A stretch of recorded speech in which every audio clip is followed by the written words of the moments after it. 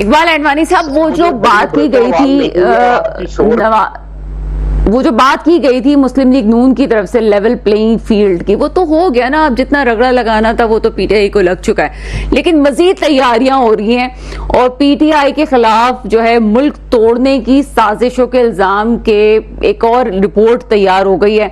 اب وہ چاہ رہے ہیں کہ مزید کیسز بنائے جائیں پوری قیادت پہ، ان کی پوری پارٹی پہ بنائی جائے، یعنی کہ قیادت تو ایک طرف تو پوری پارٹی پہ بنانے والی بات ہو رہی ہے۔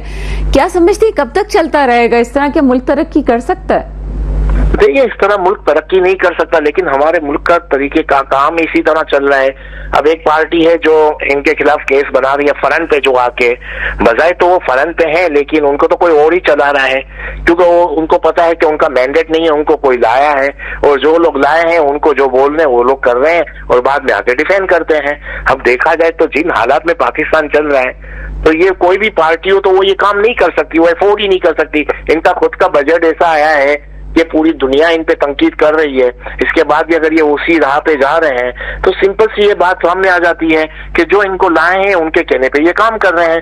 اس میں کوئی زیادہ بڑی ڈیبیٹ نہیں ہو سکتی میرے حساب سے، یہی ایک کہانی ہے اور یہ ہوتا رہے گا۔ اقبال اڈوانی صاحب، ایک اور سلسلہ جو اس وقت احتجاج کا شروع ہو رہا ہے، جماعت اسلامی بھی فل موڈ میں ہے، وہ بھی کہتی ہے کہ ہم احتجاج کا راستہ ہم نے اختیار جو کیا ہم روکیں گے نہیں، نہ ہم کسی کے ساتھ الائنس میں بیٹھیں گے، اور جب تک مطالبات پورے نہیں ہوتے ہم یہ احتجاج جاری رکھیں گے۔ وہ اس وقت بجٹ پہ اور مہنگائی پہ بات کر رہے ہیں۔ دوسری طرف مولانا فضل الرحمان صاحب جو ہیں وہ پھر سے الیکشنز کی بات کر رہے ہیں۔ تیسری طرف پی ٹی آئی نے بھی اپنی پوری اسٹریٹجی بنا لی ہے کہ جناب کس طرح سے جلسے کرنے۔ یہ معاملہ آپ کو کس طرف جاتا ہوا نظر آ رہا ہے؟ دیکھیں یہ معاملات پاکستان میں اسی طرح ہیں، جو مہنگائی کے لیے لڑ رہے ہیں، جو بھی آپ دیکھ رہے ہیں احتجاج کر رہے ہیں، ان کی اگر بیہائنڈ دا کرٹن کوئی ڈیل ہو جائے گی تو یہ سب عوام کو بھول جائیں گے۔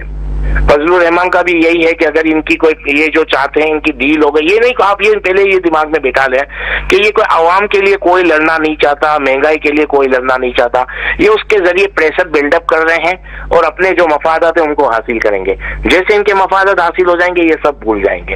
تو پرابلم پاکستان میں یہی ہے، کوئی بھی یعنی جو بھی احتجاج آپ کو نظر آ رہا ہے یا جو میڈیا میں آ کے زیادہ بات کر رہا ہے، اس کا مقصد یہ نہیں ہے کہ وہ عام آدمی کے لیے بات کر رہے ہیں، اس کا مقصد یہ کہ پریشر وہ بلڈ اپ کرتے ہیں اور بعد میں اگر ان کی آپس میں کوئی ڈیل بن جاتی ہے تو یہ پیچھے لگ جاتے ہیں، ہٹ جاتے ہیں۔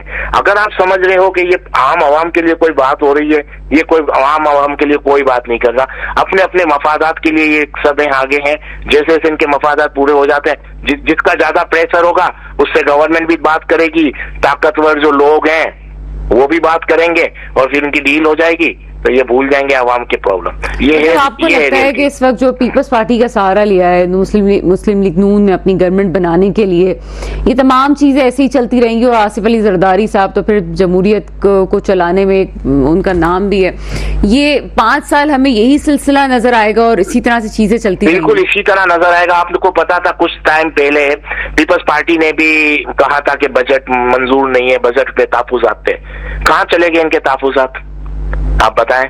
تو مقصد کہنے کا یہ آپس میں بس پریشر بلڈ اپ کرتے ہیں عوام کے نام پہ، اور جب ان کے پرابلم آپس میں سیٹل ہو جاتے ہیں، یعنی ان کو جو چیز چاہیے ہوتی ہے بھلے وہ تھوڑا کم یا زیادہ، جیسے ہی وہاں ڈیل ہو جاتی ہے ان کی یہ بھول جاتے ہیں۔ آپ کے سامنے کچھ دن پہلے کی بات ہے کہ بجٹ پہ کافی تحفظات تھے، کہاں گئے بجٹ پہ تحفظات؟ بجٹ تو پاس ہو گیا، ان کا کوئی پنجاب میں ان کو وزارتیں چاہیے تھی یا پنجاب میں کچھ چاہیے تھا یا یہاں پر گورنر اپنا لگانا تھا سندھ میں، جو بھی ہے اس کی ڈیل ہو گئی، ان کے تحفظات ختم ہو گئے۔ تو آپ کیا سمجھتے ہیں وہ بجٹ پہ جگ رہا تھا؟ نہیں۔